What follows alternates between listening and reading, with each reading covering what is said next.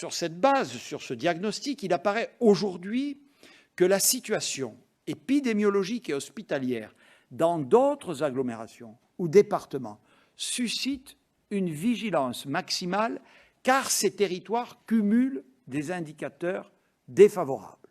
Un niveau d'incidence élevé, autour ou supérieur à 250 cas pour 100 000 habitants, une part de variance supérieure à 50%, une pression hospitalière proche du seuil critique et enfin une circulation virale qui commence à s'accélérer sérieusement. Ces départements, au moment où je parle devant vous, sont au nombre de 20.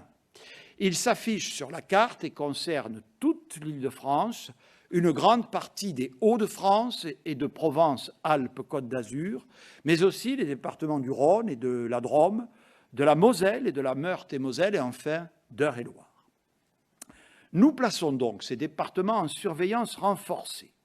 J'ai demandé aux préfets des départements concernés d'engager des concertations avec les élus en vue d'inviter sans attendre tous les habitants à la plus grande vigilance et d'envisager, dans tout ou partie de ces territoires, des mesures de freinage proches de celles mises en place à Nice et Dunkerque. Nous ferons un point au terme de ces concertations la semaine prochaine et nous déciderons alors si et seulement si la situation continue à se dégrader. Nous prendrons des mesures renforcées qui entreront en vigueur à compter du week-end du 6 mars.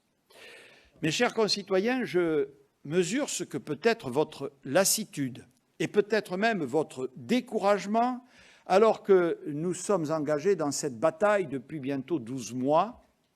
Le virus évolue et se transforme.